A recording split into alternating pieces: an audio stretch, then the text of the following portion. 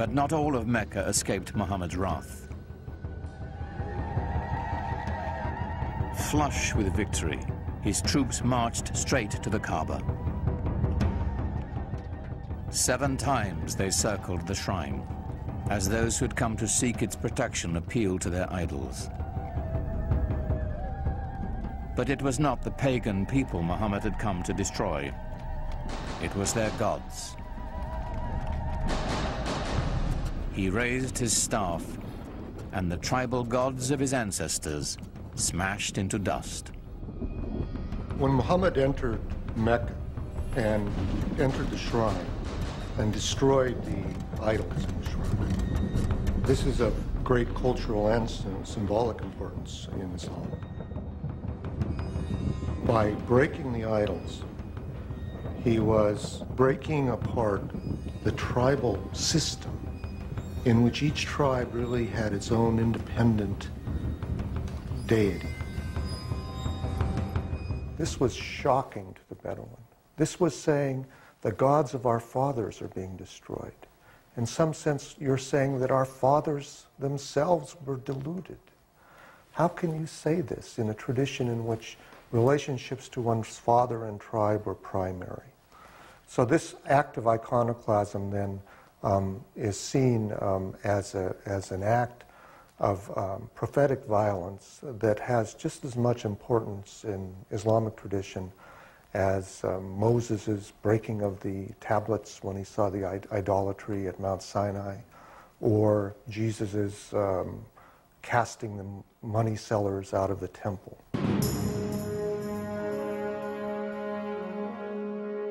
The destruction of the idols was a new beginning, a breaking from the past and the creation of a powerful new force. Mecca was just the beginning. One after another, the tribes of a nation were summoned to the fold and united under the banner of Islam. A worldwide community of faith was begun, born in an extraordinary alignment of history, personality, and conviction. What Muhammad did was to bring a sense of solidarity, a sense of mission, and he united all these separate segments within the peninsula. From then on, moved eastward, westward, northward, southward.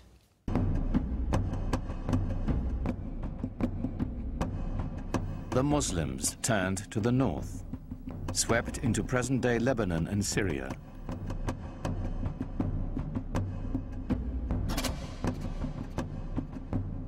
They continued west into Egypt and quickly across North Africa, fortifying the coastline of the Mediterranean. Only the seas stopped them. Its growth was so explosive from 622, the year 1 of the Islamic calendar. Within 50 years, people whose father had been camel herders were now governing one of the major empires in world history. Within 200 years, it extended from Spain to China. The Muslims absorbed the Sasanian Empire of Iran and 2/3 of the Christian Byzantine Empire. By now, the empire was larger than Rome. It stretched from Morocco in the west to the Indus River in the east, where the border of India is today.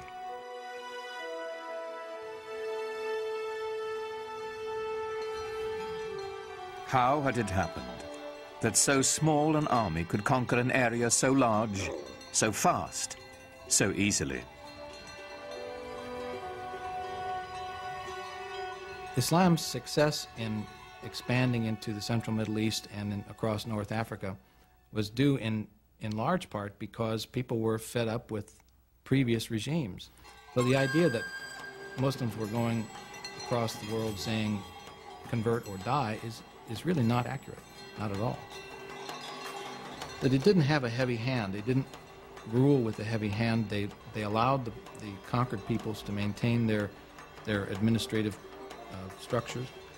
They allowed the Christians and the Jews to maintain their religious law and to be governed by them. And so, in many cases, conquered peoples did not feel the presence of the new regime very heavily. Certainly for individuals who felt themselves exploited or downtrodden by an oppressive and even sometimes parasitic priesthood, the idea of Islam being a religion essentially free from clergy must have seemed very attractive. It's the times that creates the movement and sometimes the men. The Roman Empire had collapsed, the Byzantine Empire wasn't strong enough. There was a need for a new vision, a new way of looking into life. And I think what happened at that time, Muhammad's mission, filled the void that the societies wanted.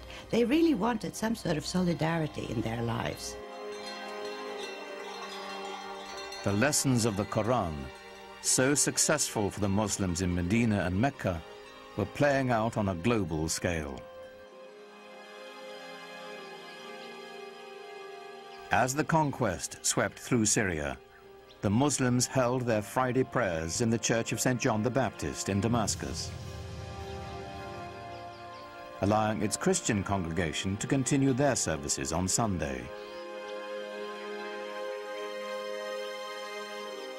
Side by side, the two faiths shared the same building, in peace.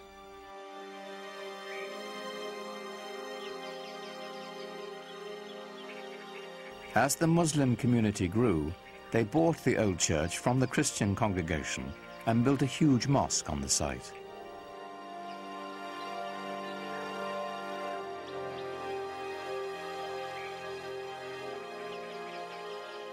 With Byzantine artisans, they decorated it with golden mosaics of an Islamic paradise.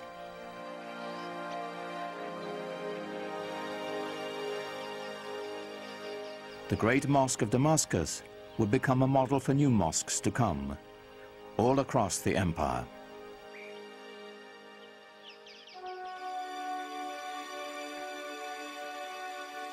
The Arabs transformed their conquered lands, maintaining, improving, or expanding the infrastructure. In Tunisia, building on Roman ruins, they devised an ingenious system of water purification, using gravity to separate fresh water from sediments. Part of this system were these two enormous basins that they built outside the city walls. The clean fresh water would flow over into the larger basin, where it would then be distributed by pipes to the city. This is, hundreds of years before anyone in Europe ever thought of having running water.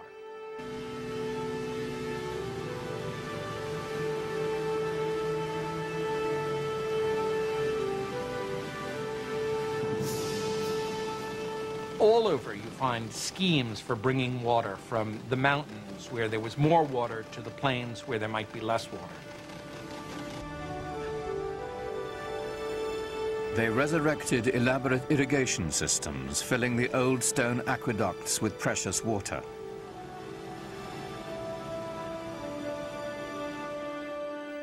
Agriculture flourished as life-giving staples like wheat were introduced to the Mediterranean region.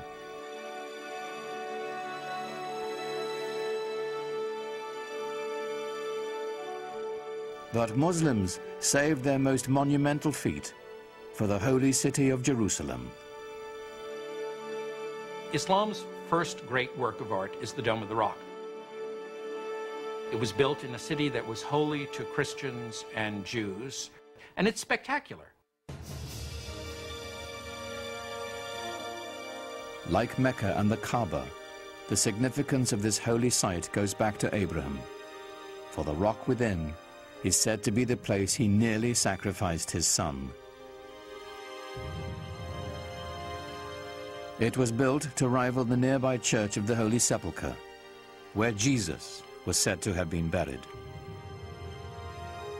What's extraordinary about the Dome of the Rock is how perfect it is. People revered this site as some place that was holy to Abraham and to Isaac.